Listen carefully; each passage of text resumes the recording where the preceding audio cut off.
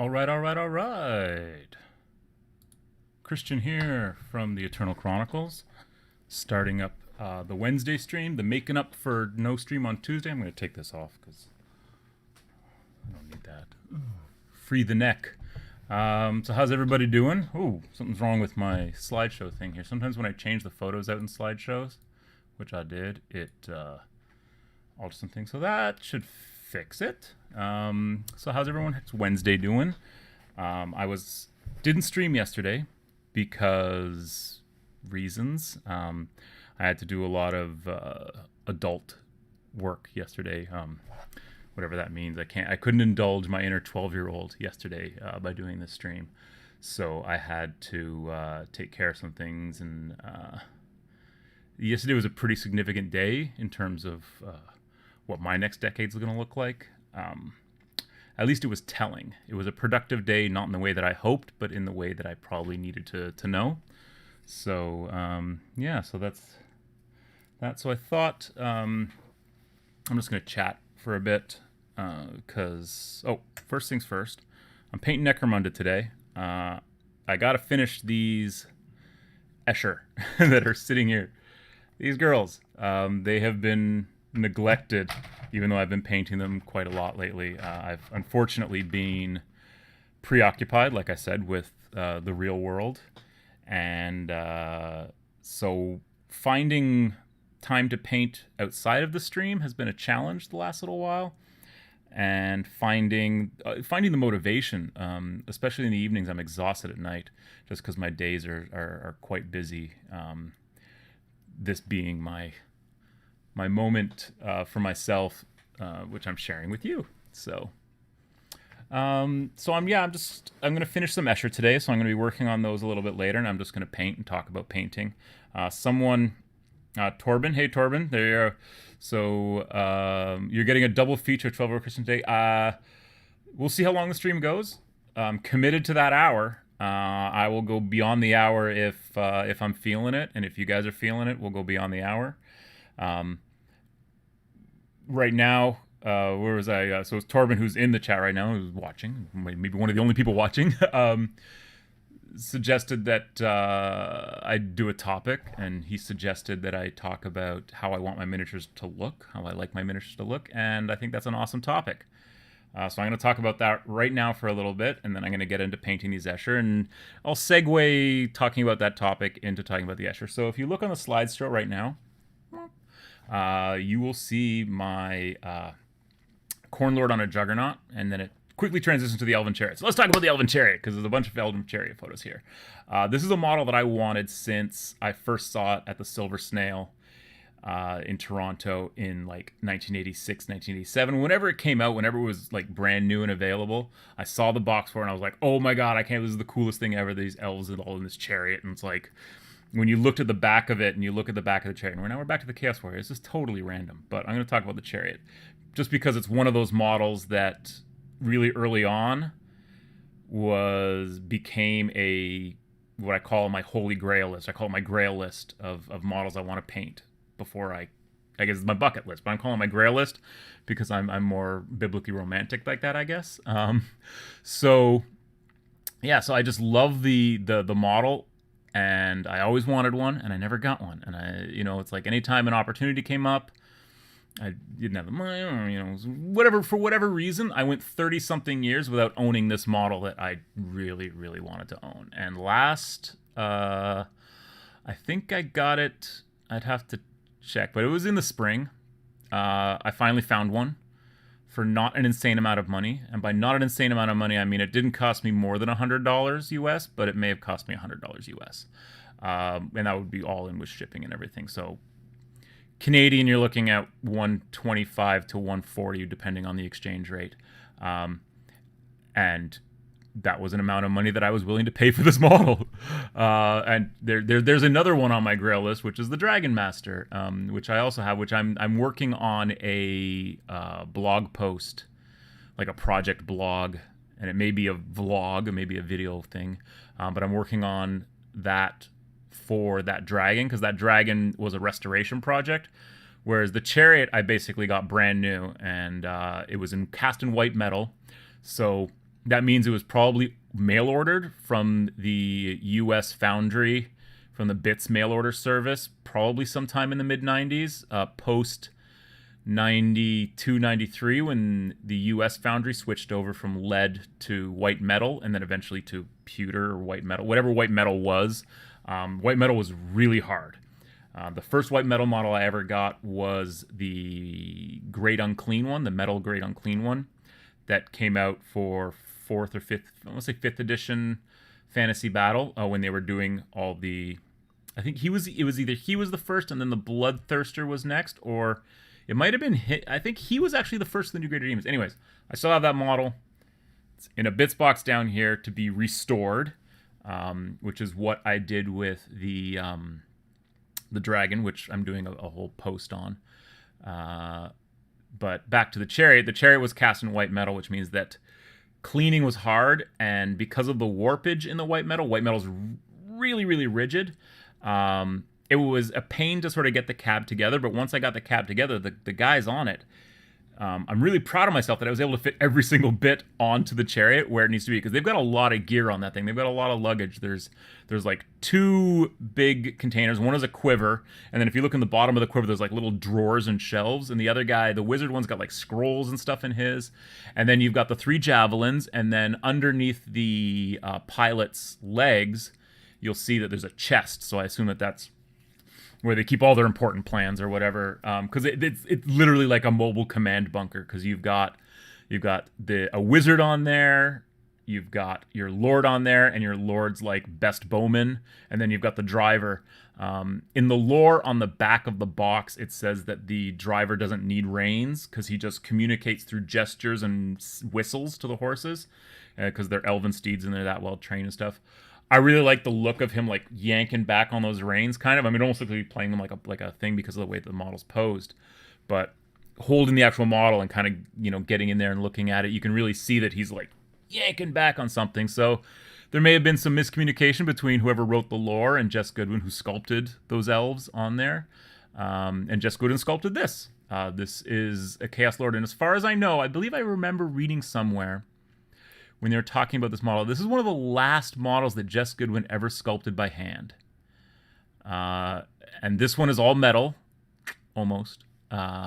His weapon arm and his head are actually fine cast, because I had taken that model at one point and decided to turn him into a Chaos Space Wolf. Don't ask. But it was turning him into a 40k Chaos Lord at one point. So I had replaced his arm with something else, and I had since used that bit to make an axe for something else. And then the head, I had actually taken the original metal head and cut the giant corn veins off of and put it inside a Terminator, inside a Chaos Terminator. So that model then sat in my bits box, and then I resuscitated it, got a hold of the fine cast bits that I needed for it by basically ordering an entire fine cast Juggernaut. So I have spare Juggernauts because they sent me one and the head was miscast, and I sent them a picture, and then they sent me another one. So I have 2 fine cast of these Juggernaut almost entirely intact, because I needed the head and the weapon arm. The rest of the model's all metal. And it's one of my most, just the way that it's sculpted, the way that he's like almost like he's leisurely strolling forward on his Juggernaut. But then there's that chariot again. So one day what I'll do is I'll actually create a manual slideshow that I can run on here. I know I can do it. I just have to figure out the software to do it. And then I can stop. But right now I just have this on slides, and it's like every 8 seconds they're changing or something silly like that. So, but let's get into what we're going to be doing today. So I'm going to go to the overhead here. And as you can see, I got my web camera working again, thankfully. So the Monday show without the web camera, which you were lucky enough to not be exposed to my visage. Well, today you get the full face. So enjoy. And yeah. So what are we doing? Well, I got to finish these girls. I need to finish my ladies of the Underhive here, because they are getting close to being done, but there's a lot of detail work to do. And then there's things like eyes to paint. There's things like gems to finish, metal to kind of touch up, because after I wash the metal, I like to go back over it and add some shine to it.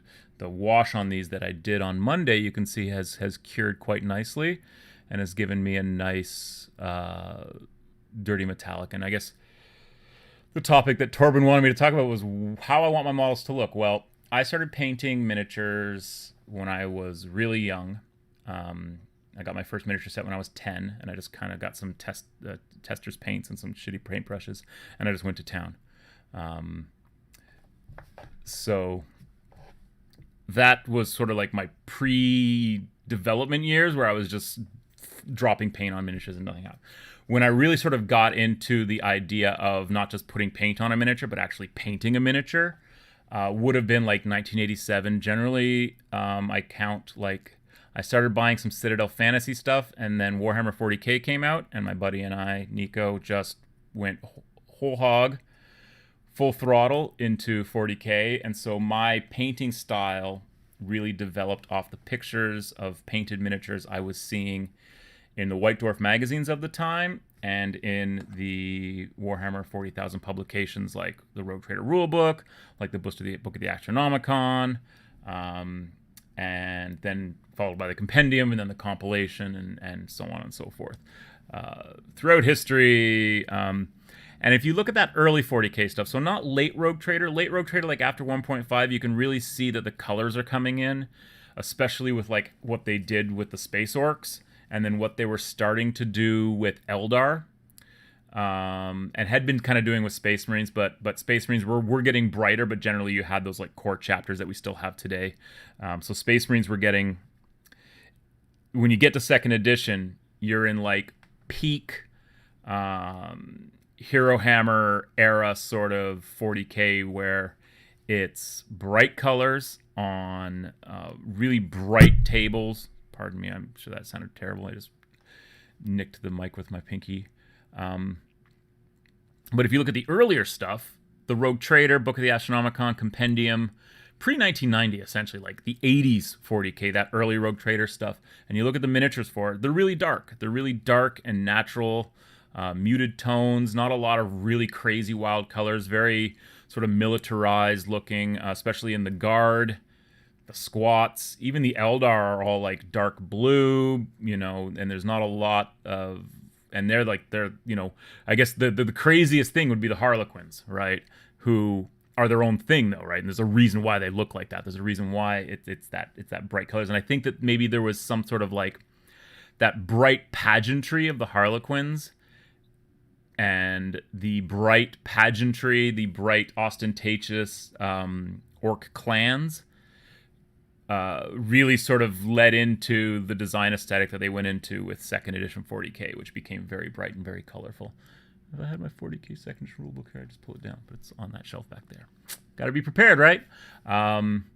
So yeah, I sort of just, that's how my natural style evolved, was that I liked things to look dark and gritty and more natural. I mean, I've done a lot of like bright colored stuff, for funsies. And I do like painting with bright colors, but I tend to use, like, if I'm going to do a red, I'm going to do a nice, rich, deep red. If I'm going to do a leather, I want it to look worn and weather beaten. If I'm going to do metal for a gun, I forgot to turn my phone off. Hopefully that's not good. Oh, didn't interfere with my webcam. Amazing. Fantastic. So that's a good thing, I guess. Somehow, in not doing anything to fix my webcam fixing itself, it's detached itself from my phone, so when it rings, it doesn't turn the webcam off.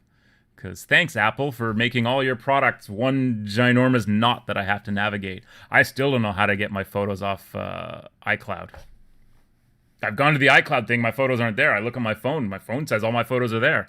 My storage says all my photos are there, but I go to the iCloud app on my computer, and no photos. So I don't know. If I can't figure out Apple products, then I've got bigger fish to fry, right? So here I'll give you a quick example of the difference between my what I'm going to be doing with my orcs going forward.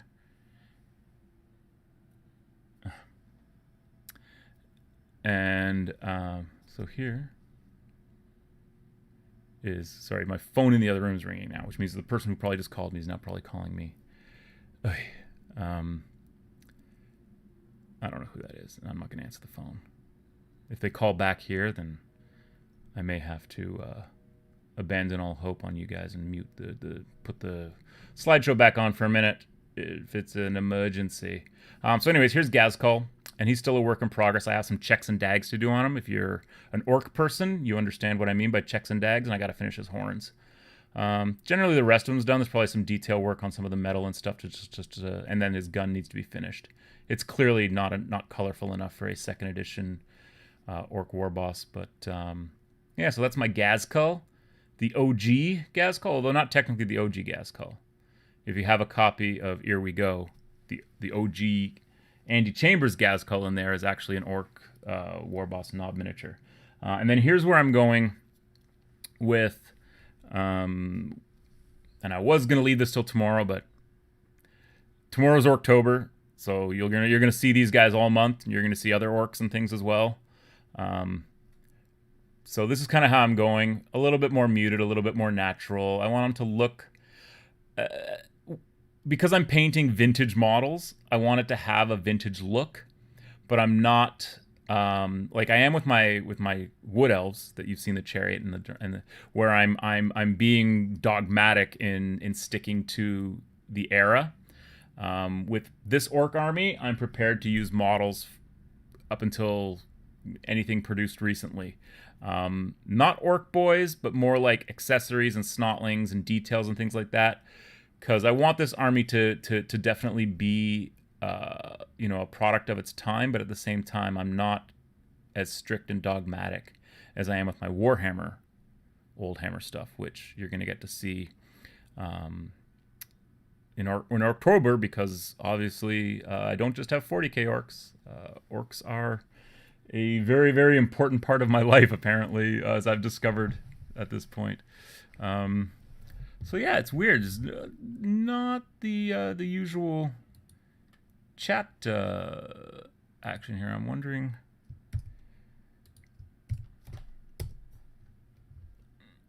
I'm gonna be like, I've been live for 20 minutes. Why are you not watching? Yeah. So, all right. So let's get back into painting some Escher. They turned the water off my building today, so I went to go change the water in my water pots, and there was no water in the sink. And then I went, and so I had to run next door to get some water for my lighter fluid, and also get some water for my pots and my wet palette, which I've switched to a new wet palette today to do this last little bit here on these girls. So really, I have to look at what I need to finish on her. So I need to finish her face. I need to finish her headdress. I need to finish the thing here, and her weapons and swords and stuff. And there's a few little details here and there. So I may do most of that at the same time. So what I'm going to start with finishing is probably the metals. And then that way I can, once the metal is done, then I'll throw a sealer on top of it so that I can finish the rest of everything else. And I have to do the gold and the gunmetal silver together anyways. So let's do that. So everything's looking good. Everything's looking great. So we are getting, so Torben's comment from the top of the show was, we are getting a double feature 12-year-old Christian today. Yeah, well, maybe not. Like I said, there's some upheaval in my life right now, and things were meant to be dealt with yesterday, and it didn't go. Like I said, it was revealing in many ways. To me, what brush am I going to use? Oh, you ready for it? You ready for the brush I'm using today? There it is. Wait, that's only like half a brush. Where's the other half of the well, it's all just worn off. But look at that point. Look at that. If you can even see it. You know, a brush doesn't have to look brand new to be a good brush. A well-loved brush will, and I mean by loved, you can, you know, there are times when you're not going to be nice to it for its own good, I guess. So I'm just going to put some bolt gun on the blade here on the edge, and then on the edge down here. I'm going to put some bolt gun, and then I will finish this with a silver, so I'm going to put some silver down. I do want some bolt gun along the middle of the blade here, to sort of, and then this will actually get painted green, or it'll get a glaze or a wash of green. And then over here we'll do the same thing. So it's funny, these stiletto blades, you could almost make them power swords, but I really like the idea of the toxic blade, and Escher have lots of ways to make their toxins really good, especially for taking down, you know, if you want to be wounding on a 2+ a lot of the time, Escher toxin weapons are your way to go. And they have decent save modifiers on them too. I think the swords are -1, and I think even the daggers are -1, the little stiletto blades. So I'm just adding little bits of metal here to sort of help bring up. And again, there'll be one more highlight after this, which will be the silver. And yeah, so back sort of on the topic of things how I want my models to look.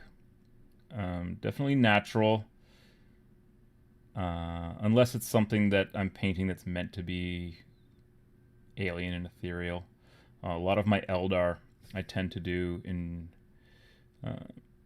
No, I still, you know, generally dwell within the realm of darker tones, and I like starkness in some ways. Like you can see on these Escher,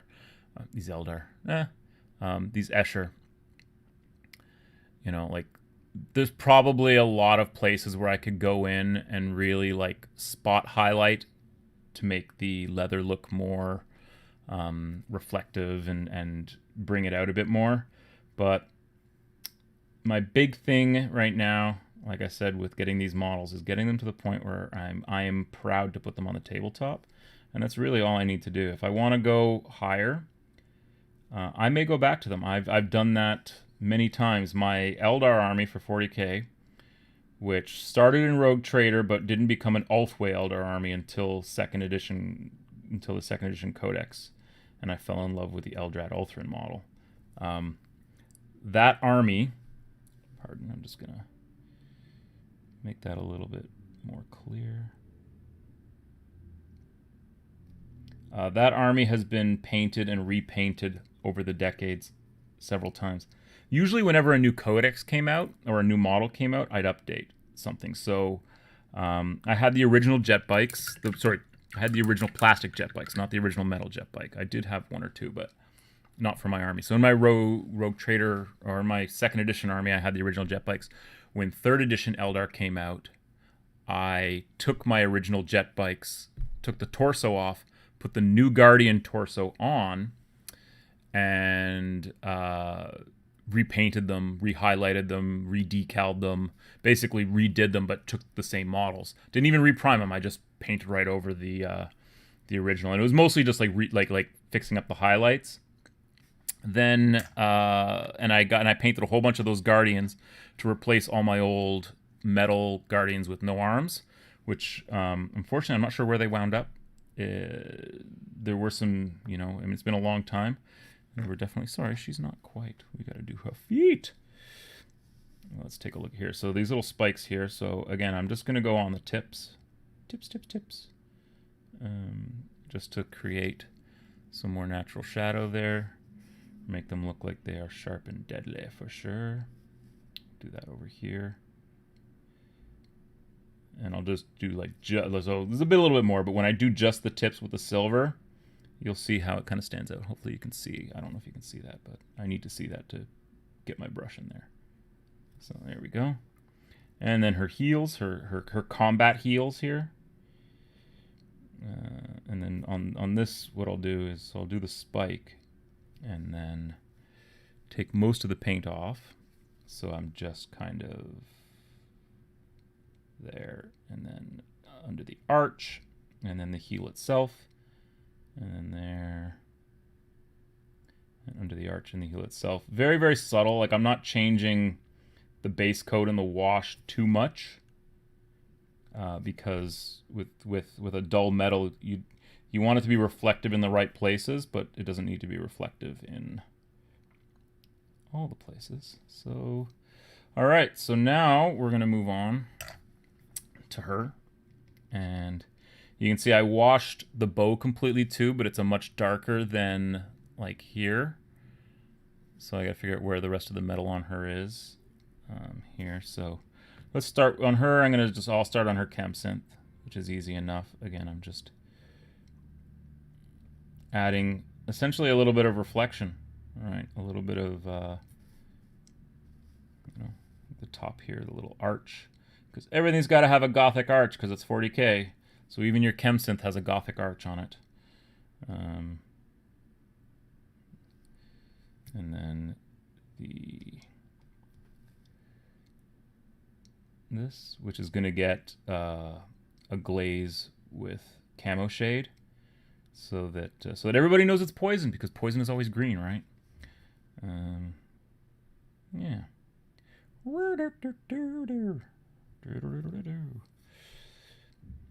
And let's do her boots. I feel like I missed the back of this with wash completely. It's very, very metal, but we'll just play it by ear. You can always go back and reverse highlight it back down, as we say. I mean, some people may say you're shading. I like to say I'm reverse highlighting.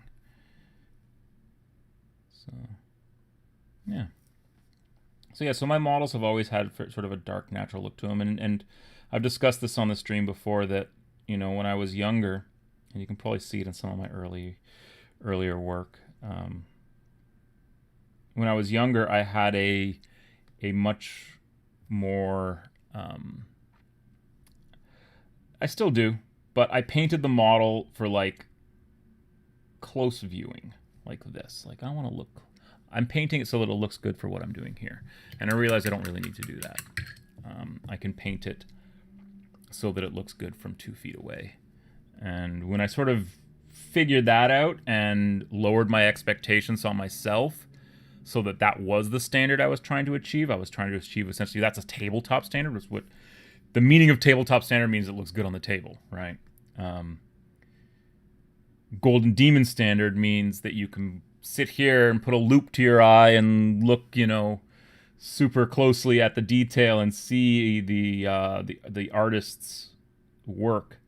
And I think I was trying to paint to that to the best of my ability, and I realized that for a lot of what I was doing, I didn't need to do that. So I kind of adjusted my painting, and I think that I'm a better painter for having done that, because it's allowed me the latitude with myself to develop my painting style and become more accepting of my finished product. And I think that that's something I'm trying to instill in my daughter right now, and it's a challenge because she's 8 years old, and but trying to instill in her the concept that it doesn't have to be perfect, it doesn't have to be great, it doesn't have to be good, it doesn't have to be the best thing you've done. You just have to be satisfied and accepting of your output, and take each time you're doing something as a learning experience for the next time you're going to do that thing, right? Learn, as long as you painted something and you feel like you learned something from it, your skills developed in some way as a result of what you were doing. It's probably hard for you to see that, but again, I need to be able to get the brush underneath down here. Not that anyone's ever going to see this part for the most part, but this is what I talk about. Like, this is me like I only need to really put metal on the top. I don't have to flip the model and put and highlight the metal under of the bottom of the bow, because it would just be in shadow anyways, and it would probably actually look better if I just left it dark. So, but oftentimes you get into a rote where you're like, I have to do the bow, I have to do the whole bow, I have to go 360 all the way around. You don't gotta go 360 all the way around. You don't gotta 360 that. You can do a simple 180. So here's the model that we repaired, and she's all repaired. So while I'm doing this, I'm just gonna quickly, because I didn't do her yesterday, or not yesterday, Monday, with the dark tone, strong tone, to beat down that metal a bit. So, and I'm gonna need some of this anyways, because I'm gonna have to go back in and reverse highlight shade. So I'm gonna create a little strong tone, dark tone mix on my wet palette here, and wash her quick so that she can dry while I'm doing the rest of them. And you can see, like, I can immediately see that I'm probably going to need a little bit more dark tone in this, because otherwise this may come out a little bit brown. You can see that it's got a little bit more brown in it, so I'm actually going to add another dab of dark tone to... The dark tone's really powerful, so you don't need to put a lot of it into the strong tone. That's how you break the barrels on the models, by dropping them and rolling them on my table, if you saw that. You probably caught that because it was on the stream, but I just like dropped her and rolled her forward. So yeah, again, laying it on here around, especially where the boot, where the heel, and she's wearing like platforms. Like, she's got some Gene Simmons action going on here with these bad boys. Look at those platforms. This is the legs that you would default use for the heavy in the Escher box set. So she tends to have these large, she's got these large, powerful thighs, good for holding a machine gun that's firing at full auto. And she's got the platform boots, so I guess she's got the big heavy boots to keep her feet in place. I don't know. Maybe there's like Grava sisters in there or something, and that's why Escher have such good initiative, because they can kind of like click their boots on and they become magnetic, and then they can like run up the sides of things. Because most Escher, their initiative is like 3+. The gang leader is 2+. I think everyone's 3+, except for the leader, who's 2+. And it's entirely possible that the wild runners are 2+ as well. The Jews, I'm pretty sure, are 3+. No, the Jews may have better initiative than the gangers. There's that potential. And then the other thing here that I'm going to do, that I should have done, well, after I do this, I'll do that. Because that will get it all, we'll get this part done. Because this is the issue with it. I find that in prep work for the stream, what I was doing was I was finishing models to certain points, and then I realized when I go back to it that, sorry, I'm just going to put my phone into airplane mode. Let's pretend we're over the Atlantic and I don't want to crash the 747 I'm on. So let's put the phone into airplane mode. It's amazing, that we all have this ability that if our phones aren't in airplane mode when we're on a plane, that we could just crash the plane. It almost sounds like bullshit. I don't know what it interferes with, but I can remember when I was really young and being on an airplane and asking the stewardess if it was okay if I used my Walkman. And this was a Walkman with a cassette tape in it. And she said, well, as long as you don't play the radio. And I think this would have been, well, it was a trip to California, so it would have been 1984, because I was down in visiting cousins in Alameda, which is outside of San Francisco. And I know it was 1984 because the main reason I remember it was 1984 is because the Summer Olympics were going on in Los Angeles, so I got like the full exposure to that, being in California and being in the United States, and this being one of my first trips outside of Canada as a kid, and I flew alone on Hawaiian Airlines out of Buffalo, but I flew down to visit family in California, and yeah, I don't know why that came up I guess because the airplane mode. And why I told such a detailed version of the story. Would you like to know what I ate on the plane? Yeah, and I remember the stewardess, because you could still call them stewardesses at that time. The flight attendant informed me that, when I asked her, I said, "Oh, I just want to play my Walkman," because I had the Ghostbusters soundtrack and I wanted to listen to the Ghostbusters soundtrack on my Walkman. And she said, "Oh yes, it's okay as long as you don't listen to the radio." And I said, "Well, what happens if I listen to the radio?" And she said, "You could interfere with the airplane's communications equipment." And I said, "Well, what does that mean? I'm 11 years old. Don't put that pressure on a kid. What happens if I turn the radio on by accident? Are we just gonna fly off course and crash into the Rocky Mountains? Like, what's gonna happen if I turn the radio on? If I listen to the radio, and would you even be able to get a signal at 40,000 feet? I guess is what domestic airlines fly over the states in, coast to coast. I know that international, you go up to like much higher, because you're basically fighting the curvature of the Earth at this point. But just going across the continental United States, I don't know, 20,000 feet. I don't know. I'm not an aviator, but I certainly like to pretend to be one. I'm just going to grab these again because I think I might have hit them with my finger and removed some of the... All right, so that's her. So we'll let her ruminate while we ruminate on the rest of these. So we're going back to the bolt gun, or not bolt gun metal, sorry, the Army Painter gun metal, which isn't... I'm not really sure why I'm using it. It gives good coverage, but I also find it can be a little bit sparkly.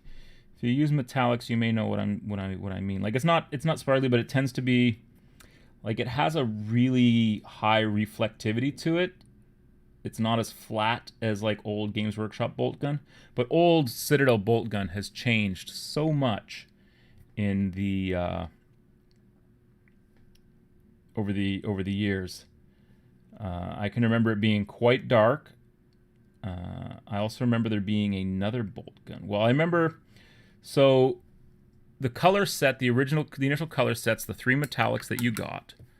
You got chainmail, and you got mithril silver. And I feel like there was one more metal, and it may not have come out until the Space Marine paint set came out. So it's the Space Marine paint set, which gave you like salamander green or salamander black, because salamanders were black once. Then salamanders became green and dark angels became green. I don't know what happened there. So you got salamander black in that Space Marine paint set, and I think that's the first time we got bolt gun metal, and it was quite dark. Like, it was quite a dark, like this here. I would say that it would be like this, like one or two tones darker. So if I added a little bit of black into it, it would be more like that. This is closer to what I remember the old chainmail being, but the old chainmail had like a tiny little tint of blue in it. And then mithril silver was silver, like a really good silver. And in fact, I would say that the Army Painter Shining Silver is very close to original mithril silver. And I feel like there's another couple of, there's a metallic paint set. And I have some photos of some models, because when I got that metallic paint set, I kind of went nuts for a bit and was just painting things metallic. So I was painting Dark Angels in metallic green. I was painting Inquisitors in metallic purple. I was a whole hog on the metallic paint set there for a while. So again, I'm just getting around the ankle here, tip of the thing. I'll put this back on screen so you can see what I'm doing. Get back on track. Yeah, I'm finding that big challenge of these streams is definitely staying on track. So the thing that I like most about painting miniatures is sequencing, because all these paints, all this it's all sequencing, and that's why I'm kind of a bit of a pusher on my kid right now, because I think that learning how to create sequences and learning how to understand sequences. So I mean, like the simplest things like setting the table, knowing where the fork and the knife go, and things like that are really important to childhood development. So getting her to paint was sort of my way of introducing her to the concept, to these sort of concepts. I have a video. It's on my personal YouTube. One day, I think what I'll do is I'll download that and I'll upload it in some form or fashion onto the Eternal Chronicles, onto this channel, of like her painting models when she was a toddler. I'm doing all right. Like, you know, doing what a toddler does with models. I think I still have those models somewhere. She's gotten a lot better, and she doesn't want to admit it because she hasn't figured out what I've figured out, which is you have to lower your expectations to a point where they're already met, and then everything is everything at that point, right? You just say, "Hey, I need to do this." You do it, and then you go, "Is that good enough?" And it's a simple yes or no. Is that good enough? Yes, no? Yes? All right. So figuring out how to draw that line of where that yes is for you is a huge, I would say it's one of the most important things you can learn in if you want to be a prolific miniature painter. Everyone I know that paints prolifically, regularly, so there's two people I can see. Eldar Escher, it's all blurred this rate. So how do you go about it? Higher contrasts? Okay, I'm not sure. Is it like in making things dark? You're gonna have to explain yourself a little bit more, Torben, because I'm not entirely sure what I said that you're referencing now. So how do you go about it? Higher contrasts. Yeah, but you know what? Even a lot of my contrasts, I tend to just kind of like you can keep highlighting something to the point where you've gone from black to white and through a spectrum of colors to do that, and it'll look amazing. But do you need to? Is that what the naked eye really requires for that model to look good? Do I need to go to white? Like, if I look at these, I mean, typically the way that I do these leathers, I want them to look rough and beaten, and I think they do. But I could go in and add spot highlights, like on these parts and on some parts here and things like that, that would help define the detail better. But do I need to? Would the time that it would take me to do that be better spent painting more models, getting other things tabletop ready? So again, it's managing your expectations of your finished product. Obviously, if you're painting something for a painting contest, or you're painting something because someone has asked you to, not that I do commissions, but that, you know, like if someone's paying you to produce the best quality paint job you can, then you should produce the best quality paint job you can, and you shouldn't cut corners to get it done, right? If you're painting, say, like something like my buddy Ash over at Guerrilla Miniature Games, when he paints for his screen. He paints for his audience.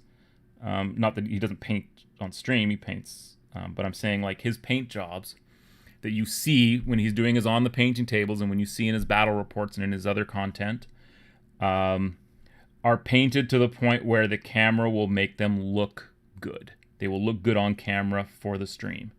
And you know, I've jokingly chided him for that sometimes, because I'll see things and I'll be like, "Oh yeah, you really went all in on that, right?" But that's just friendly ribbing. But what it tells me is that what he's figured out is that he has managed his expectations on what a finished painted model needs to be, right? You know, and you can try and codify that. I've heard like tournaments, not because I don't play in a lot of tournaments. I haven't played in tournaments in years, and when I did, I was very particular about what sort of competitive tournaments I would want to play in. But you'll get like, well, it has to be tabletop standard. Okay, we'll define tabletop standard. Tabletop standard is 3 colors and based. Okay, well, I can put 3, you know, like, and I was talking to someone, sorry, again, growing the hair out, and it needs some some attention. It needs some hedge trimming at some point. What was I on about? I was on about painting tabletop standards, and I was asked that once when I was running an Infinity League at a friendly local gaming store. I briefly tried to just like run a quick. It was fun. But one of the questions that I was asked was, well, what does painted mean?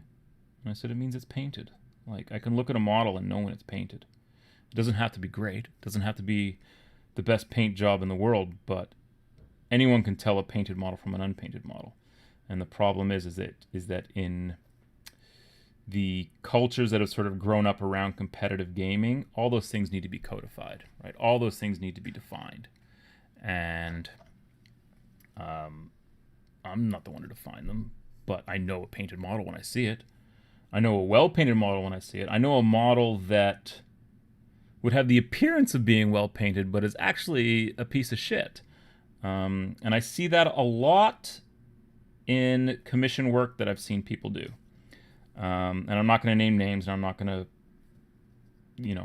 to put anyone on blast, but I've seen work by commission painters where they've worked really hard, and then again, this may just be their version of my version of, is it painted good enough to be done?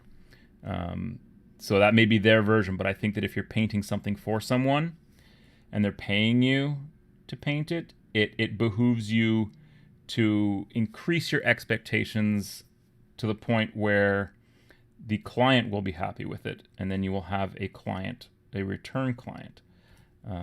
I've heard lots of horror stories, mainly in people trying to get me to paint stuff for them, and this isn't a humble brag or anything, but in conversations I've had with people inquiring to me about doing commission painting, and conversations I've had with those people about their experiences with commission painters, one of the things that I keep hearing over and over again, and I see it when I see the work, because I'll see, I was in a position where I was seeing a lot of commission painted stuff, and you can tell that the artist, their belief was, I need to paint this to get this done. And so, and it's as simple things like, I skipped a step in highlighting, like they skipped a step. So they went from their low tone to their high tone without providing any sort of intermediary. And so again, it's one of those things that from far away, it's tabletop ready because it looks good on the tabletop. But once you get in, you're like, well, it looks kind of blobby, right? And it's how close can you get to the model before it starts to look messy, right? And so what I think is great is that often when I'm photographing miniatures, and I did that this past weekend when I was photographing a bunch of stuff, I like to zoom in because the camera sees more than I can see with my naked eye, right? So I zoom in and I go, okay, that's too close. But I'll still post those pictures because for me, one of my favorite things of going to visit art galleries is I love to go up and get right up close to the painting, and I want to see the brush strokes. I want to imagine that my hand was the one holding the brush, and I was the one making that stroke and figuring out, because it's like we're talking about like oil paints, right? So oil is like the infinity of blending where you can just move the paint around and move the oil around on the canvas and create these amazing, brush strokes that have like a dozen different colors in them, but all together they help create the image, right? And so I absolutely love that sort of stuff, and I want to see that on miniatures too. So that's why when I post pictures, and you'll see in my slideshow, when I do post the pictures, I like to throw in a few shots that are really close-ups, because that way you can see my brush strokes. And maybe people appreciate that. And maybe people will look at that and go, oh, well, look how messy that is. And it's like, yeah, because I'm zoomed in on a part of the model that, it's not life size. You're looking at a photograph that was taken, with a fairly strong zoom. So let's do. So that's her bow. Bow. As in how to paint stuff to look great at tabletop distance. Yeah, so 2 feet distance. So how to paint stuff so it looks great at tabletop distance. I don't know. I only paint stuff that looks good really close up, and that's just because that's kind of how my paint style is developed. So here, we'll take her for example, because this is a mostly finished model. There's a few things on here that I see that I'm gonna have to fix because my OCD, my miniature hobby OCD, won't allow me to leave them, and you may not even be able to see them, but I can see them. So you can see up here where I've highlighted the top of her breast armor, and I've put a really nice little orange line there. A lot of times you won't get any sort of transition, so you can see like the darker color. And again, a lot of it comes down to just washing and the proper application and use of washes, which people often don't know how to use washes properly, which is why I thought that the Duncan Rhodes videos that he did when he was working at Games Workshop, talking about how to use contrast, talking about the principle of tooth-in coats. He's a fantastically good instructor at painting, and he's a great painter. But in terms of being able to communicate that stuff to a viewer, me just going in here and like quickly like, that's got to be fixed. Let's see if I can paint while looking at the screen. That's really hard. It's really hard to get the brush where I want it. Maybe I'll look at the model. That was fun. That was a fun little divergence there. Don't ask me why I did that. It just needed to be done. I want to give a big, huge, massive, huge shout out to Rob. If Rob is watching, I don't know if he is, but this is the fastest delivery I've ever gotten from the States. So last week I mentioned that my Mad Donna was missing her arm, and it was sad. And he was like, well, my local gaming store has like a ton of Mad Donnas. Do you want one? And I was like, okay. And so he mailed me one. He asked me for my address. I sent him my address, and he mailed me one. I said, what do you want for it? He said, nothing. Just paint it and enjoy and make awesome content. So thank you so much, Rob. Amazing. Thank you. This is my first bit of I guess compensation for doing this. Is he grabbed me a Mad Donna, which I guess this was a re-release at some point, because these blisters are like the mail order, so she was probably like a limited rerun of a lot of those models that they do, and I don't remember when they did that, but I've got this Mad Donna.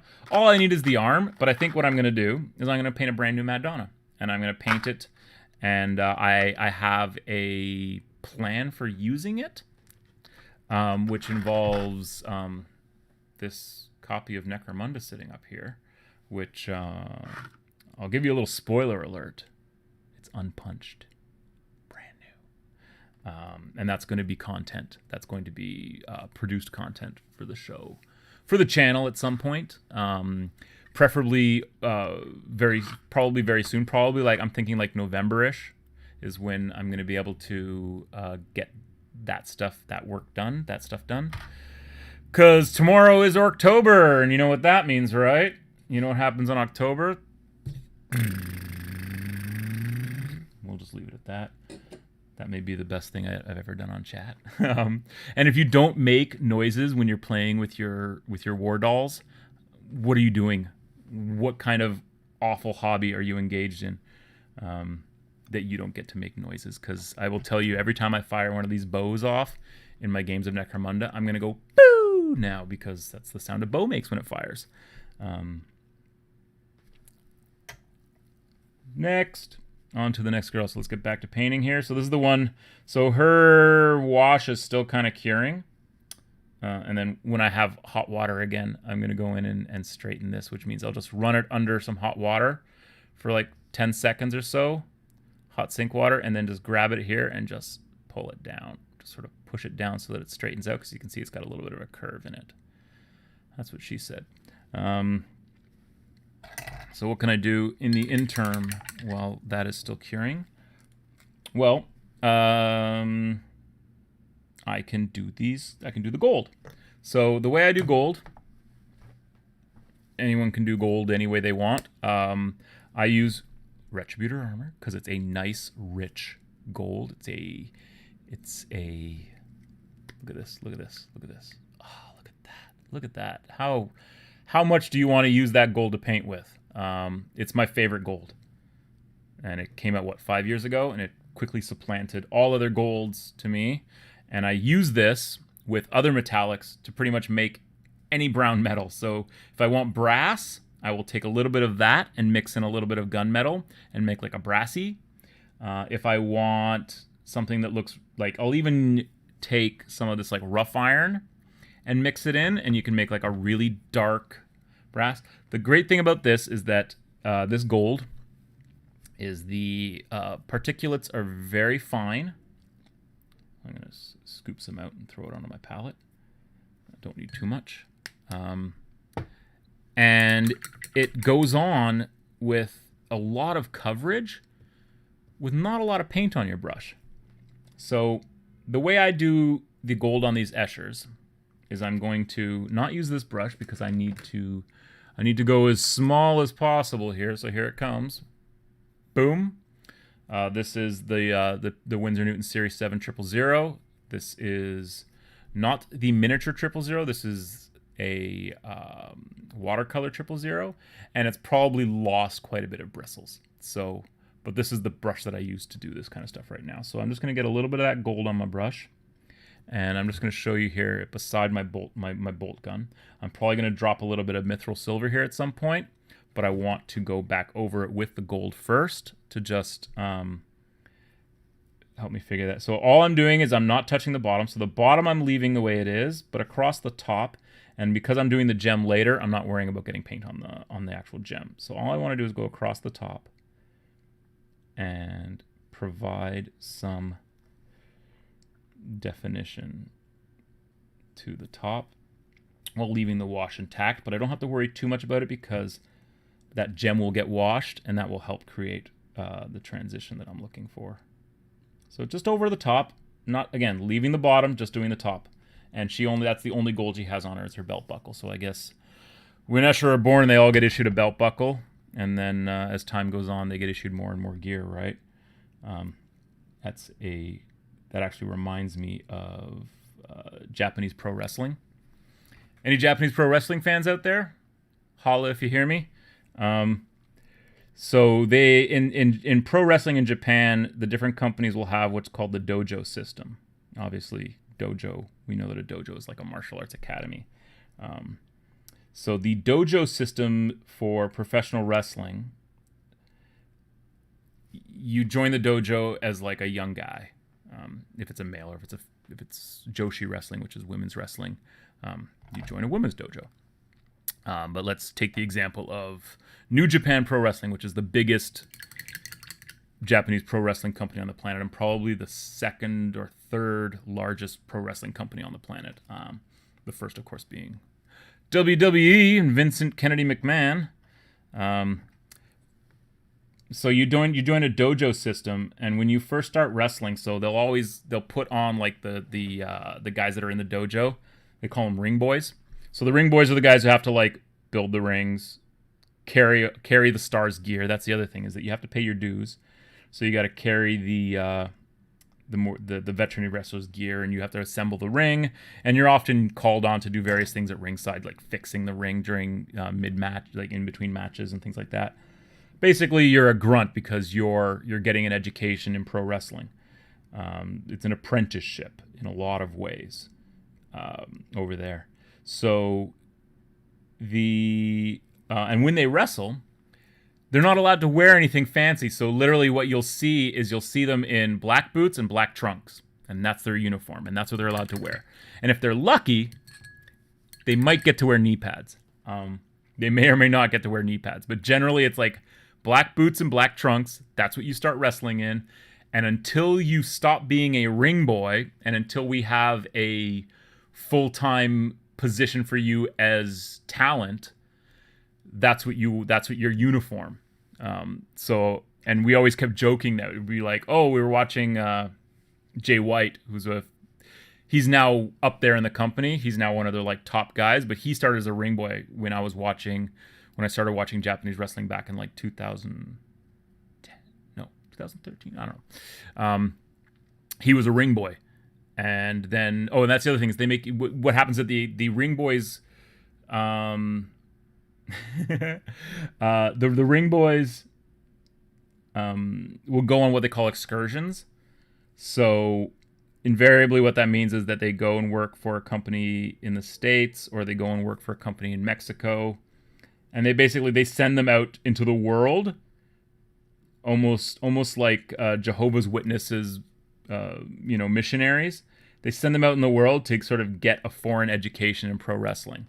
And so you'll see they used to send a lot of guys to Ring of Honor, because Ring of Honor was the North American company, and they had a working experience, a working relationship. And they still do. They still have a working relationship with New Japan. So a lot of the guys ended up there, but some of the guys would go to Mexico. Some of the guys would go and work at AAA in Mexico, or work with one of the other luchador promotions down there, or they'd go to the UK, because there's a huge wrestling scene in the UK now, and there always has been. Friend of mine, his father, the British national, was a British national, American then Canadian, but he was a director, and he and I used to talk about wrestling, and he used to tell me about going down to Blackpool to watch the Graps, right, and he understood the appeal of pro wrestling, and I thought I was like, here's a very, very sophisticated, highly educated man who made a career directing film and live theater, and he has this appreciation for pro wrestling because he understands that it's theater, that it's gladiatorial performance, right?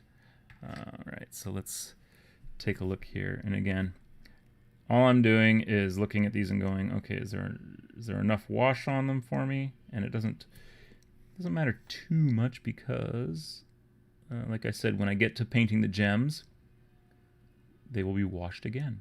But all I want to do is provide. And oftentimes I can do this and the next layer together. I'm just doing them separate for the sake of you guys seeing, because normally what I would do is I would have the mithril silver right here, and I would do this, and then I'd go back, add a little bit of mithril silver, and just blend it in one pass, right? And I may do that, but I kind of just sort of wanted to show like what I like to do is I like to pick things out slowly, and that's probably the old meticulous painter in me battling with the painter in me who says, hey, you got to get these done, because tomorrow you got to start painting orcs. Tonight is like the New Year's Eve for orc fans. What are your plans for the checkered feathered Grox lady's headdress? I'm going to finish the headdress. That may not happen today on screen. Oops, I just put my brush in the wrong metallic paint. I put it in the bolt gun there.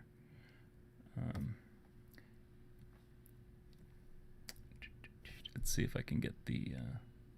Well, we're almost good here, and I will do her bolt gun now, because that I see that the wash that I did on her metal has cured enough that I can go back in with my other brush and do these. So again, I kind of want to just create. Pick that out. Get these Gene Simmons boots rocking.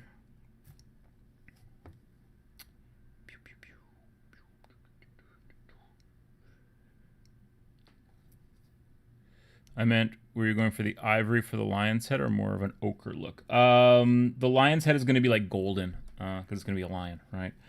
So I will probably, when I get to highlighting it, which maybe I'll do on screen, maybe I'll take 5 minutes once all this metal work is up to snuff, and we'll take a look at that headdress and see what I want to do, because right now it is at its darkest point, and I want it to finish. I would say let's say more sandy, less. Let's see, I got to go back in there with some black and fix some things up there. Less sandy and more like a lion. My kid and I were at a safari at the end of the summer, and we saw some lions. And like the gold on a lion you know, like even the female lines, like it's this nice sandy, but it's also got this richness to it. That's quite nice. I just got to do her Chemsynth, which she does know how to use. That's right. All Juves, when they join the Escher Dojo, they get issued a single gold belt buckle. They get issued platform shoes, and they get issued a Chemsynth. And it's their job to figure out how to use all those things. That is how you prove your worth, right? It's like, well, how do you use the belt buckle? Well, I use it to keep my pants up, and my chaps, because all these girls are wearing chaps as well. If you didn't notice, funny story about chaps. Do I have a funny story about chaps? I might. I remember one time. This would have been, I was living in Vancouver, so it would have been 1993. 1993 or 1994, one of those two. Prior to April of 94, because that's when I returned to Toronto. And I went into a biker leather retailer, and I wanted to try on leather pants because, I mean, what else are you going to do when you're in a foreign city but find a place where you can go try on some leather pants? I couldn't think of anything better to do that day with my time. So I went in and I tried on a pair of leather pants, and then the guy was like, "Oh, you know what you should wear?" Because I'm telling him I've got a motorcycle. I think I told him I had like a Honda or something. I don't know. I don't remember. I just totally bullshitted my way through the whole encounter with this guy. And he's like, "Dude, put on these chaps." He says, because, you know, I was wearing blue jeans at the time. So he gives me these chaps, leather chaps. I've never worn leather chaps before, but fucked if I wasn't going to put on leather chaps now, right? So I went into the dressing room, I put them on, and I came out, and I'm standing there and staring at myself in the mirror, and I'm just like, in what world would I ever feel comfortable wearing? And the thing is, leather chaps are way better than leather pants, because leather pants, there's not a lot of give, right? So if you're wearing leather pants and you want to sit, your whole like seat section of those pants is just going to shift down, and I think that's why a lot of motorcycle jackets go down so far your back so they can cover up your plumber ass that's going to be sticking out of your leather pants, because there's just no give in them, right? Whereas if you're wearing chaps, there's not only places where you can adjust the length of the chap, and you can adjust how tight the chap is around the ankle and how tight it is, you know, around various other places. And then your regular pants are, you know, basically your groin and your ass are essentially just in like regular blue jeans, which can be unforgiving now, but now they make stretchy Chuck Norris blue jeans. Everyone makes stretchy Chuck Norris blue jeans now, so that's awesome. So there's my story about leather chaps, about the fact that the one time I ever tried on leather chaps, I was trying to figure out, like, these are fantastic, but they look absolutely ridiculous on me. So you were asking, so let's do it. Let's do it, Torben, you and me together. What do you think of this khaki? Because I'm thinking what I'm going to do is I'm going to take the mustard yellow that I believe I used on this. Yes, I use this is mustard yellow. This might be, oh no, you know what? This is shit. This is Nasdrag yellow contrast over bleached bone. So let's take our Nasdrag yellow contrast so that we have some of that, because that's our foundational color for that particular thing. And I'm going to drop a little dot of it onto here. And then what I'm going to do is I'm going to take this Game Color khaki, which I actually really like. Again, some game colors I can't stand. It all depends on the pigment. Colors like this, like an off-white, like a khaki or drab or something, tend to be fairly pigment heavy, and they tend to dry fairly flat, so the way I like them. Obviously, if you haven't used it in a while. Give her a good shake, so you can see, look at that. It's already bubbling out, so I'm just going to drop that glob there and put that cap back on and worry about that at a later date. So here I'll show you my palette. It's already bleeding in because I put them right beside each other. But this is the Nasdrag yellow, and I may need more Nasdrag yellow depending. But I'm going to take this khaki, and I'm going to take this Nasdrag yellow, and I'm going to try and blend something that I think will work to not necessarily highlight, but to actually provide the foundational base coat for this, because this has just been washed, right? It's been washed with a contrast. So I treat it as if it's been washed with an ink, right? So and I make sure that the amount of paint on the brush is where I want it, and then I'm just going to apply it and see how that starts to bring things up as I very, very lightly touch, almost like a like, I think Ash put it right when he said that he used to call, before he knew what dry brushing was, he called it overbrushing, because I can't see all the detail and stuff in here. I have to rely on the feel of the paintbrush against the model. So again, you want to be really cognizant of how much pressure you're applying. And then just let the brush sort of find the high points, because as long as I'm sort of making a single motion and I'm not back and forthing, right, then what I'm going to end up with is paint only on the high points, and that shade, that shadow that's in there from the Nasdrag contrast is going to stay in there, and it's not going to get covered up, because again, I am being ever so light with the brush as I move it down. So, because I want to get all this like part of the mane here, and I don't even care if it's supposed to be her hair or whatever. I think it just looks like a beastie, a nice cat beastie. And then I'm going to get the top of the head here. So there's some stuff going on here that, again, I'm not really sure what's going on. When I look at it, this eye is open. This eye looks like it's shut. The open eye, I'm going to paint as a laser targeter. I'm going to paint a little laser cat eye in there. Laser cats.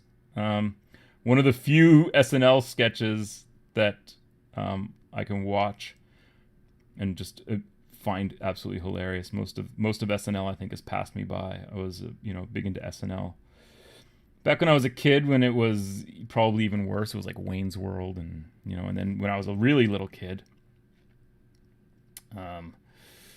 SNL was like the original cast and stuff. And I remember being a huge fan of Joe Piscopo. Not that he was original cast, he was replacement cast, but you know what I'm saying. And Dan Aykroyd. And when my mom would allow me to watch, my mom would allow me to stay up until 11:30 on a Saturday night so that we could watch Saturday Night Live. Yeah, the good old days. Just thinking about my mom. So yeah, so there you go. So I've sort of gotten it. I'm adding more and more to this as I sort of, with each pass, to sort of bring it up a little bit. And then it also,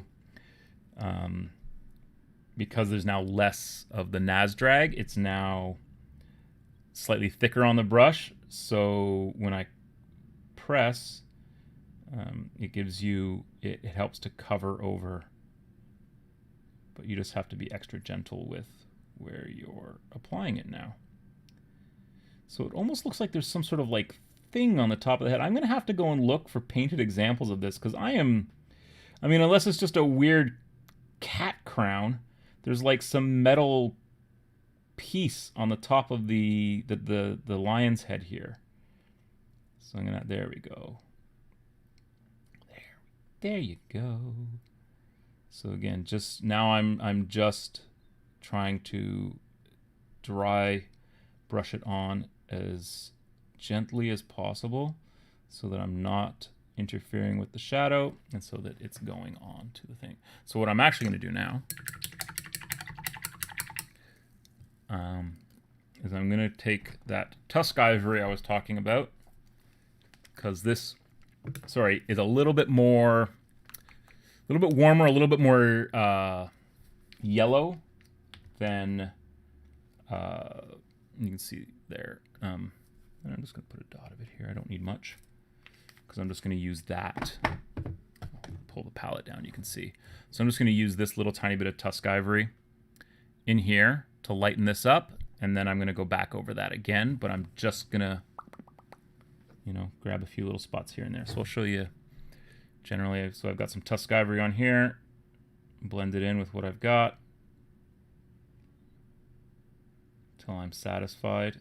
And I'll probably end with just Tusk Ivory, but I want to have, again, it's like I don't have to do this point. I could just go straight from Khaki to the Tusk Ivory, and it would probably be fine. But I like that little bit of extra transition that I can throw in there. Because again, I think it helps things feel more natural. So the more I look at this, the more I kept thinking like, well, maybe this is actually supposed to be her hair. And that the cat, no, because that's cat whiskers up there. So I'm just cat whiskering it all the way down. Forget it. And here I'm just, what do we say? Just the tips. Right, just the tip. So we'll get the tip of the ears. Whatever's going on the top of that head there, I still haven't figured that out. I'm going to turn her around this way. So, do.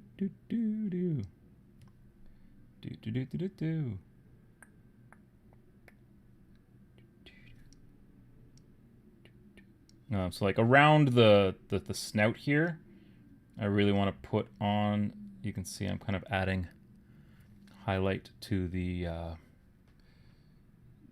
front of the snout, because that is a delineation point between her forehead and the lion's, what do we call this, upper lip? And then across the tip of the nose. So I'll probably end up going back in there and doing the nose. I'll just like a tiny little bit of like some kind of a dark contrast, maybe even black. Maybe just go straight black. Across the tip of the nose, I want to put a delineation. And then again, like here we've got like, what is this? I don't know what I'm painting. And then here are these stitches where they've stitched the eye closed of it. Again, I don't know what I'm painting here. Over here, we've got an eye that, you know, and then up here. So what I'm seeing here, and honestly, this is one of the things that probably if I was 20 years younger, I'd be able to go like, but, you know, eyes go, eyes do. And so you have to compensate for your failing eyes with better brush control. Is what I think I've determined, is that you don't need to have amazing sight to be a good painter. What model is this from? Says Gelfried Peng. This is a Games Workshop Necromunda Escher Hiveganger from the game Necromunda.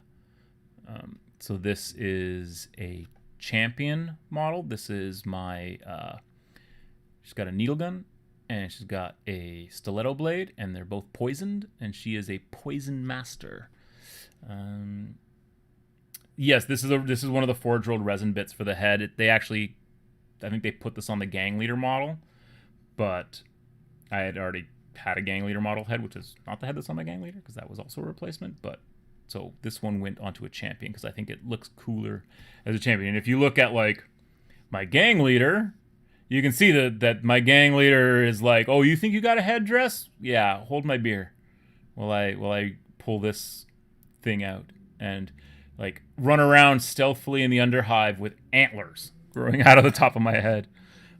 Functional? No. Does it look awesome? Yes. That's what's important.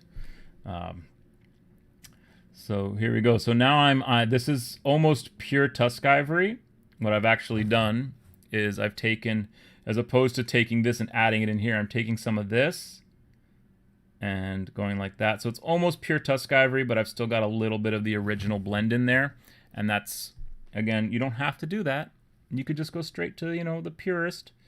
But I like the transitions to be gradual, and that is really, I think, the secret to having a model that, the difference between having a model that looks good from 2 feet away and having a model that looks 6 inches away is how many of those transitions you're willing to do, and how much you are committed to blending as opposed to layering. If that makes any sense. Hopefully it makes sense to some of you. Makes sense to me, because that's all that really matters. Makes sense to me. So yeah, so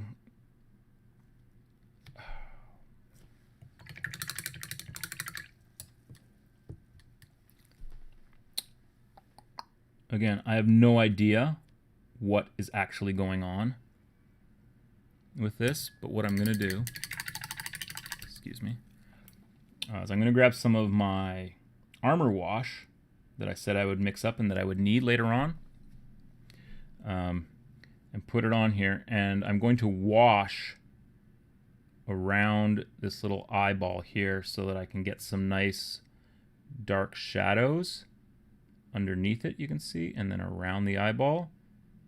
And then this way it will help me to pick out exactly what it is that I'm painting. So you can kind of see what I've done here.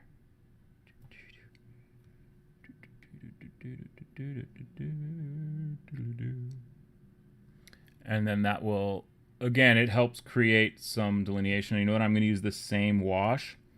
And at this point, I'm just going to do its nose. So it looks like it's got a little kitty cat nose. Kitty cats. How's that for a kitty cat nose? Let's hit it from the other side too, just because I want to get some... It's amazing how adding a particular detail or finishing a particular detail brings the whole thing together. Like literally just adding that bit of wash to the nose just sort of brought the whole headpiece together for me. At least it did here in real life. I don't know how it looks on screen. Necromunda is maybe the best game GW's currently supports. That is correct. You are correct. What's GW's? Games Workshop, the miniature manufacturer. I find that Forge World Resin... Games Workshop, my bad. See, Tyler? You assumed you were dealing with someone who knew what it is that we do here. What is it that we do here? No idea. We paint miniatures. And we talk about random things like airplane trips to California in the summer of 1984. Forge World is bad at heads in general. I don't know. I like the Escher heads. They're different and yet similar enough to the stock plastic heads, and you don't have the issue of having to stick the face onto the back of the head and having that like line. I mean, I play 40K, but I didn't know GW's meant GW. I'm gonna blame Tyler for that because I wouldn't. Did I call it GW's? No, I said Games Workshop. Games Workshop. So what I'm gonna do now is I'm actually gonna take some soft tone, and I'll probably use the soft tone as opposed to you going back to the Nazdrag yellow, because I don't know what's going on here with this side of the thing's head. I realize now that there is like some sort of a skull cap up here, and so I'm going to wash that as well. But here it looks like the eye has been like stitched closed or something. I don't know what that is. Like I said, this here, it's got an eye, and I'm going to paint that as like a laser targeter. And I don't like how the wash is kind of absorbed in there a bit. I'm just going to... Look at me going. Making all kinds of fixies as I go. No, the head's only for really hard to pick the details. Yeah, well, they're there's a change in miniature scales that happened sometime post 2005-ish. In Games Workshop stuff, especially when they started moving a lot more stuff to digital sculpts, we started losing a lot of that heroic proportions that were sculpted on models made in the 90s. Hand sculpting, right? Like, I'm just trying to see if I have a decent example kicking around. Okay, here's a decent example kicking around. One of my favorite all-times models, and I've owned probably about a half dozen of them over the years. I once painted one and made him look like RoboCop. I puttied on a visor. So here's the model. It is the Jess Goodwin Assassin from 1989. Jess Goodwin Assassin. And look at how big these hands are. Right? Look at how big these feet are. Look at the size of his head in proportion to his shoulders and his body. Right? We call this heroic proportions. At least that's what I call it. You can call it whatever you want. You can call it gigantic handicus. I don't know. But this was again, necessity being the mother of invention. It's hand sculpted, so someone is making this by hand. So your precision, your ability to sculpt in and make precision changes in micrometers doesn't exist because you're sculpting by hand with a sculpting tool, right?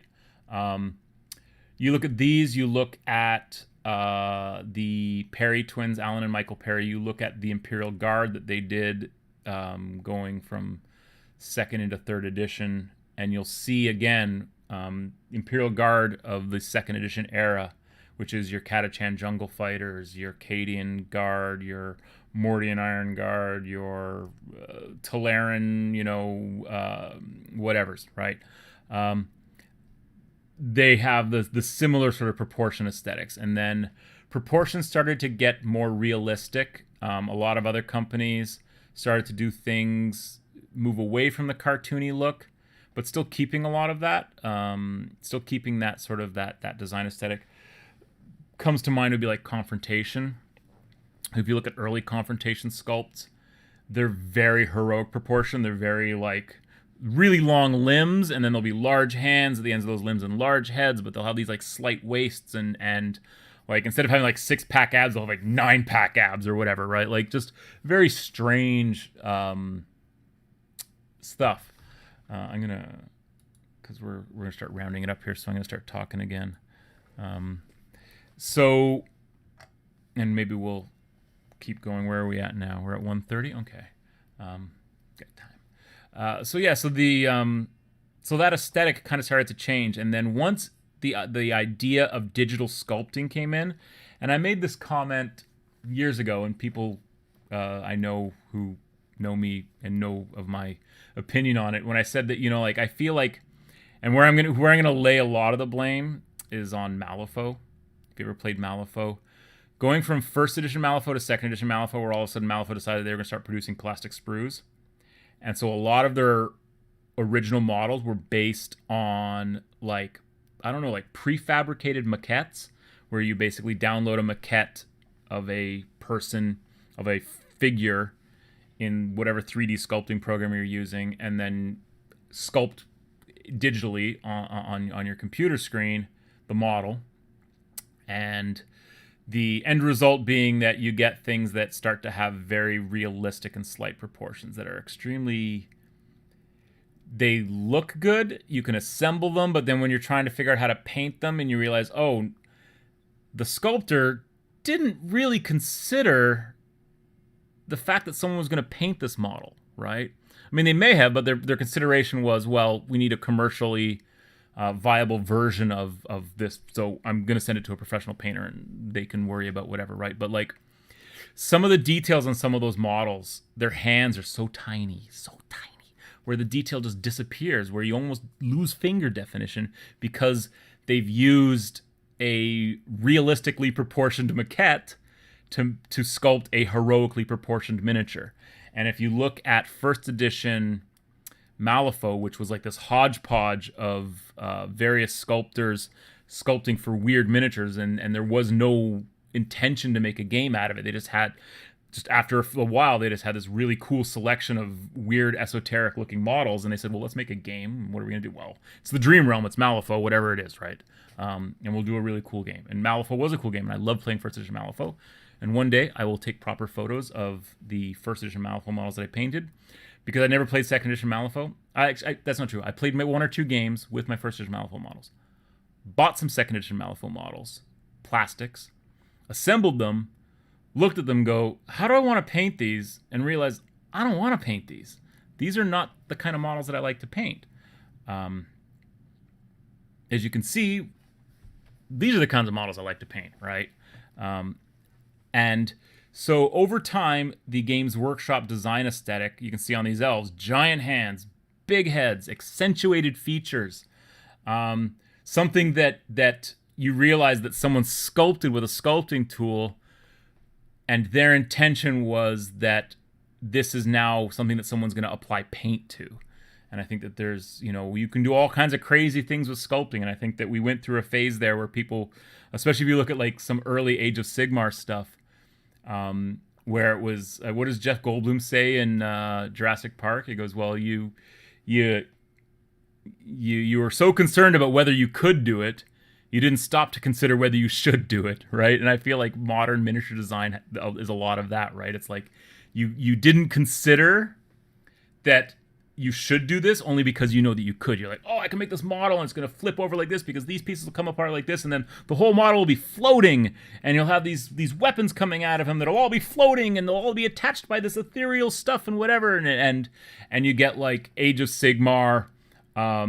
And I think the Bard said it best when on his video for Hero Quest, where he was like, showed a picture of the new Age of Sigmar, well, I guess End Times Abaddon, right, riding on the giant whatever thing, and then showed the picture of the gargoyle from Hero Quest, and he's like, that's a gargoyle, this is a monstrosity, this is a gargoyle, this is, I don't know what this is. And again, it's not that it's bad, but if that's what you like, but if that's not what you spent 20-something years painting and your comfort zone, and I will paint things out of my comfort zone because it's a challenge.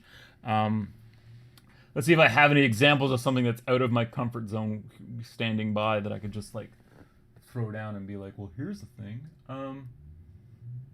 Nope, not really. Not at the moment. But again, just not sorry, okay. Yeah, it's Abaddon. No, it's the fantasy version of Abaddon, you know, Archeon. You get those guys mixed up because they're essentially, they both fail upwards. They both keep failing the Chaos Gods, and yet the Chaos Gods keep putting faith into them that they're the one. They're like, oh yeah, Horus didn't work out. Let's get the guy who's not as good as Horus. He'll figure it out. If you've read the Black Legion series of Black Library books. Sorry, if you haven't read them, you should. There, that's all I'm going to say about that. Because I read the first one, which I think was Black Legion. Sorry, I didn't read them. I listened to them on tape. Books on tape. What do they call those now? Audiobooks? What do the kids call them now? I just knew it was those things you would put in the cassette player in the car on long car trips and listen to. So yeah. Where are we at now? We're at 135, and I had the big true, yeah. So let's go back and let's see what I'm gonna do. So let's see how this is looking. So her headdress is looking all right. I'm still confused as to what is what. I think that whatever's going on the top of her head up here, to me it looks like it's like a metal plate, like a triangular metal plate on the top of the kitty cat's head. So I think that's what I'm going to do. And if I mess it up, it's all, well, let's say it's Alex's fault.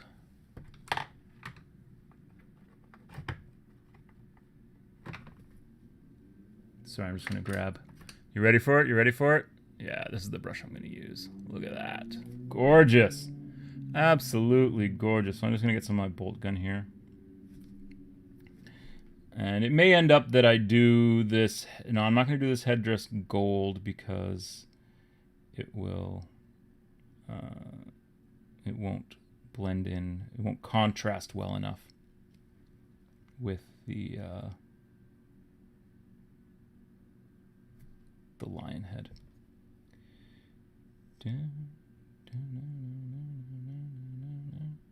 And then it looks like there's almost like wires back here, like the headdress is, because it's obviously got some sort of like targeter built into it, which I think is awesome.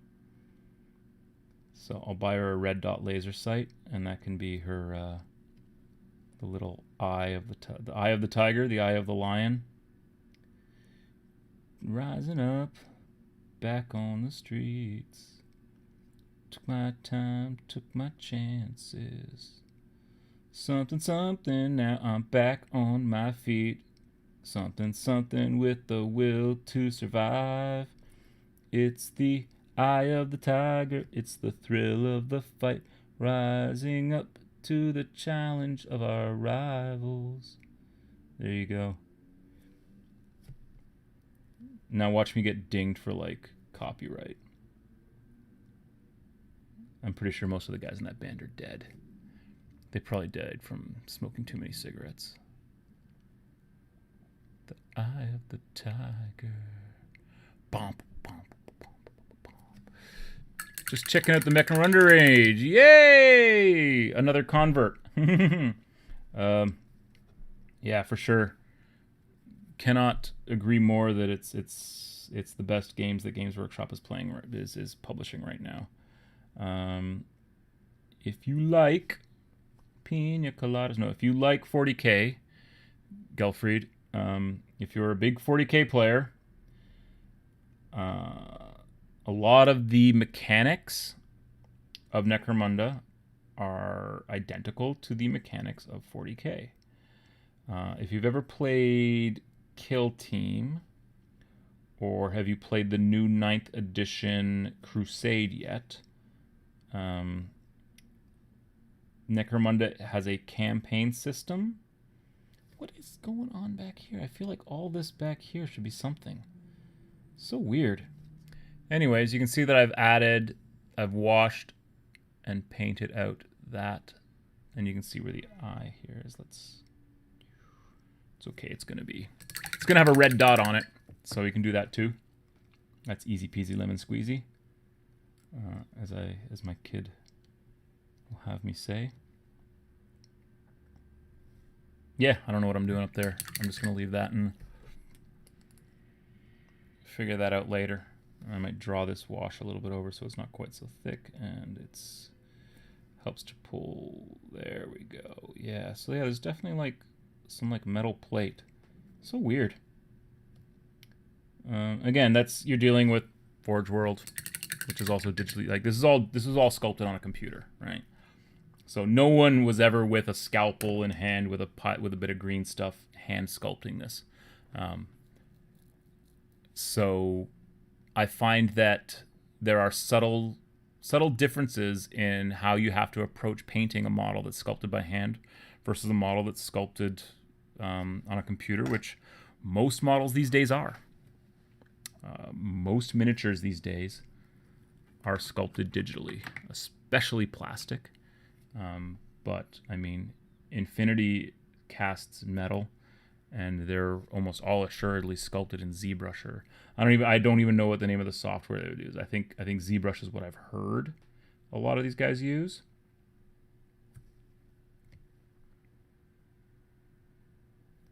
But I mean, like the fact is that you can. There's a lot of these like was it Hero Forge, where you can go and get a model, like custom build your own miniature. And I couldn't even imagine having that.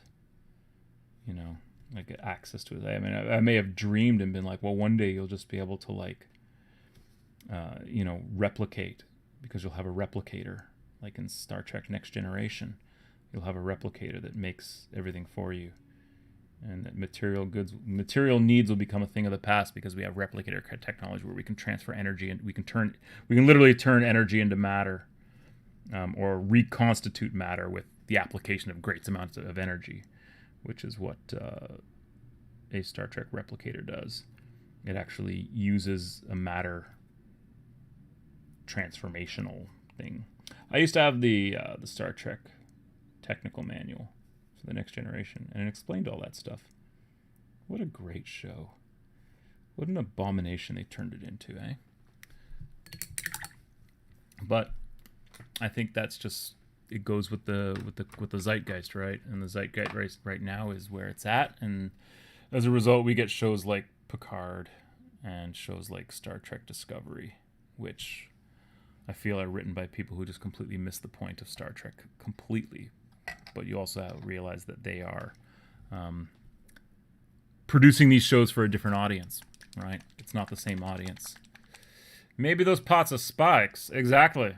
I don't know, buddy. Maybe they're spikes. That's me cleaning off the residue off the tip of this thing. So this is good Nord. I'm trying to read that label. And oh, here we go. Nope. It's something red. Look at it bubbling out of the top there. Hilarious. Alright, well, that's all I need. I need literally a dot. And then here we go. Here's some Lantern Yellow. This is a nice dark yellow. I'll show you. It's another one that I have that's almost identical, but this is candlelight yellow, and it's just brighter. Again, Reaper Master Series paints, man. Yellows are notoriously, well, they're just notorious for not being great, like paints that provide you with great coverage. These are amazing.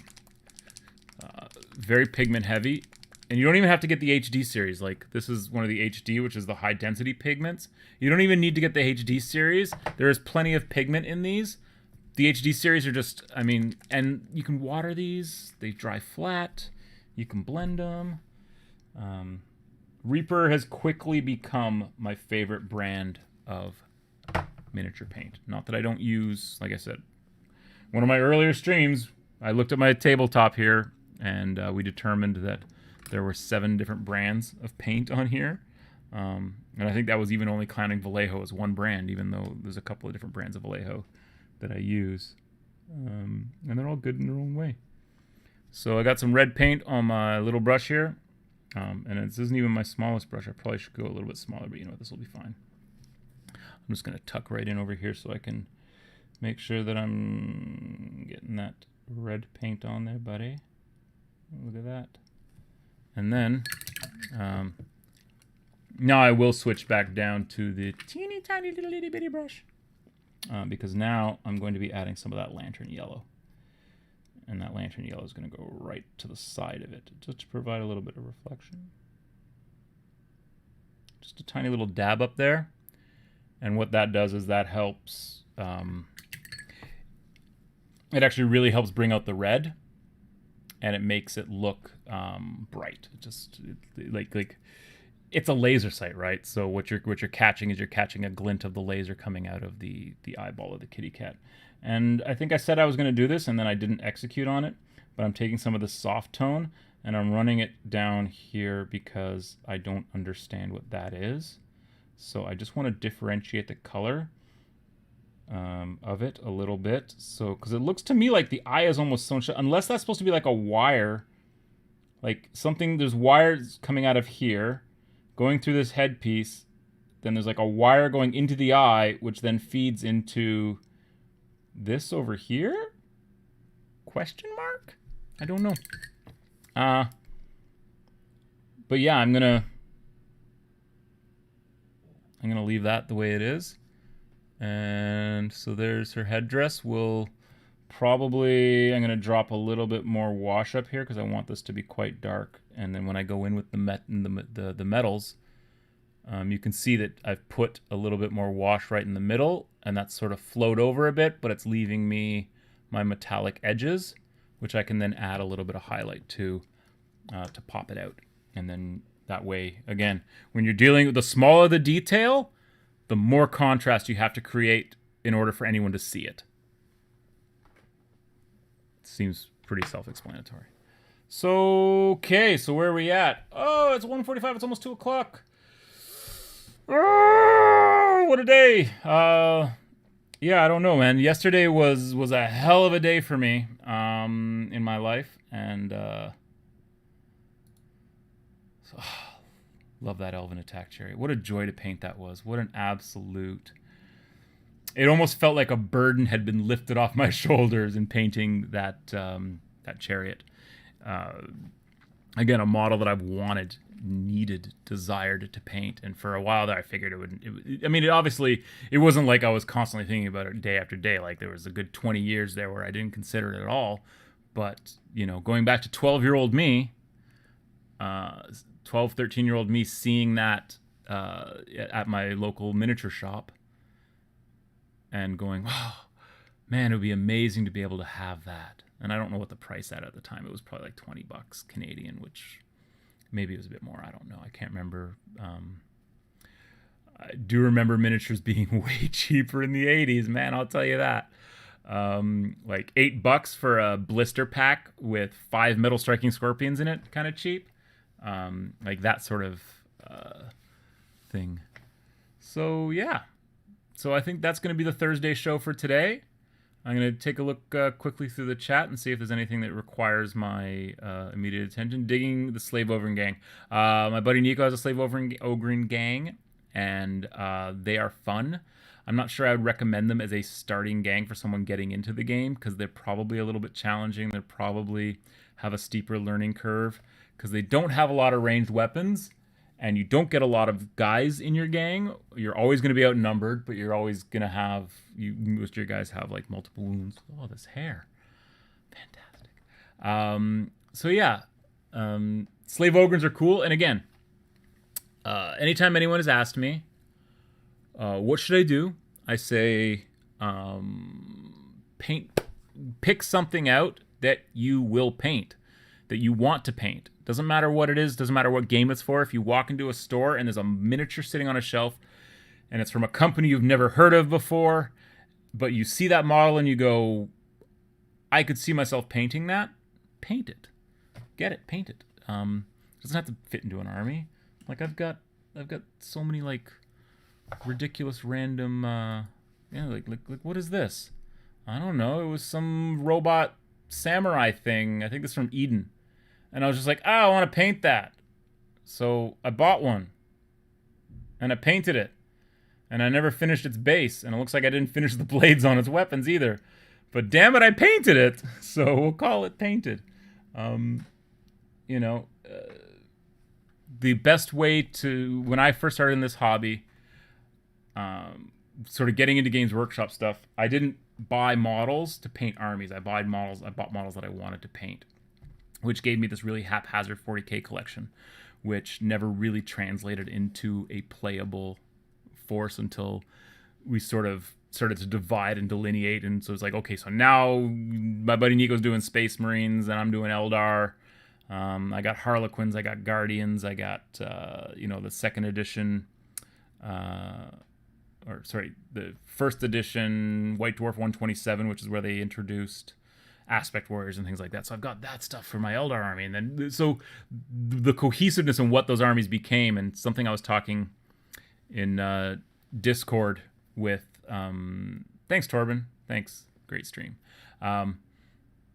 There was some people in Discord was going through, because I have every Space Marine Codex up until 6th or 7th edition.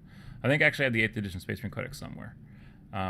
But I have all the Space Marine Codex, and I thought it would be cool to go through those books, and maybe I'll do that on a weekend show or something, and just show how the aesthetic has changed, because we were talking about Ultramarines and how like the 4th edition Space Marine Codex really started to try and play up the more Romanesque feel of the Ultramarines. So they changed the yellow trim on the third company to gold. And so there's a lot more metallic on the model. And they started adding like little devotional scripts. So really trying to because 4th edition is where we're getting into like peak grimdark. 3rd edition is really like 40k is going to be grimdark. And we're going to shift away from what we did in 2nd edition, which was this bright, vibrant palette. The Goblin Green years, as you want to call them, right?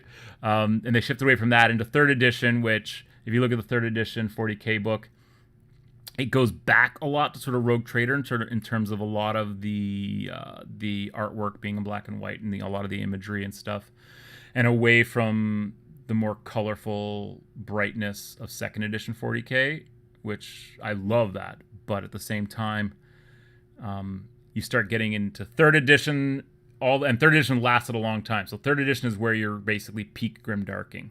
And then 4th edition is where it's like, you're at the pinnacle, right? That's like the grimdark era. And then it sort of started to slide as it went into 5th and then 6th. And then you get into 7th and 8th edition. And now we're in 9th edition 40k. And I think that there's arguments that could be made for whether or not that could be considered grimdark. And my argument is that grimdark is whatever Games Workshop says it is, because they, like, the meme is created, the grimdark meme was created off Warhammer imagery, right? So grimdark's whatever Grimdark is, right? Grimdark is whatever the state of Grimdark is right now. All right, Grimdark used to be Rogue Trader. Grimdark was then 2nd edition 40k. Then Grimdark was 3rd edition 40k. And we're 6th editions later, 9th edition 40k. And that's what Grimdark is now. Is it my Grimdark? Some of the artwork is okay. I prefer the hand-drawn pen and ink and whatever else John Blanche used, because I heard that he apparently, some of the things he would do a pen and ink and then like splash water on it and then iron it. And like that's how he was getting some of that like really sketchy, crazy artwork that he was doing. And a lot of people, myself included at the time, I was kind of critical of the work that John Blanche was doing at that time in 3rd and 4th edition, because it was very sketchy and very like haphazard. But when you go back and you look at it, you realize that he's probably drawing in like a stream of consciousness where he is just rapidly sketching something out and then finishing it in his typical John Blanche style. And I think that's what makes him a unique and really interesting artist. And I think he's I don't want to pigeonhole into that he is a art director for Games Workshop, so he's a commercial artist. Like, no, he is a artist. He's a true artist in the sense that his work is unique, his work is distinct, and I think that this is now what I'm going to do for my Saturday show, is I'm going to look at some John Blanche stuff, because you can't have the sheer volume he produced, artwork for all the codexes, artwork for all the rule books, artwork for box covers, for everything, and just so you have to think like how prolific he had to be at that time. And I'm sure he's still prolific today, but obviously he's probably doing more stuff for himself and more stuff for sort of the greater community. And I'm not really sure what exactly his role at Games Workshop is, if he's just like an elder statesman at Games Workshop now. But I think he's still like he is the artistic designer of Warhammer, in my mind. Him and him on the art side, and then Jess Goodwin on the miniature side. They're really the guys who defined the Grimdark. They defined the meme, right? The meme that we use is what they defined. I wonder how long the Mordheim book exactly. So like, and from what I understand, that people told me at the time that he actually had a trailer, so he didn't even draw in the studio. He had a trailer in the parking lot, and that was his studio, and he would just go into there and just like explode onto a page and then create something, and people would look at it and go, is this good? And I think that maybe that's the sign of a true artist, is if someone looks at it and goes, is this good? Like, I can't tell. It should be good, so yeah, we're closing in on 2:00, so I think I'm going to end the stream, because my voice is getting a little hoarse and I feel like I'm running out of steam, and I want to go out and in typical Canadian weather, we had beautiful summer-like weather, and then yesterday afternoon it just decided it's fall, guys. It's fall, and the temperatures fell, and the leaves have fallen, and it's just like we're like in full-on fall now after having a September that we didn't really deserve to have. But maybe that's global warming for you. I can't, climate change. I don't know what it's called now. But I care. I do. I care about everything. I care about this chaos. He's awesome. Look at that guy. All right. So, that's it. I'm going to end the stream. This is Christian at the Eternal Chronicles in the Chronicler's Lair. A Thursday show that I hope made up for a lack of a Wednesday show. Sorry, a Wednesday show that I hope made up for a lack of a Tuesday show this week, man. Have a great day. 2 a.m. here. Gotta go. Hey, good night, Gelfred. My day is half over, and I've got a whole bunch of stuff to attend to. But I'm gonna go take a walk, because I'm burning through this lighter fluid. And yeah. So peace out to everybody in the place to be. Paint your miniatures and all that good stuff. Later.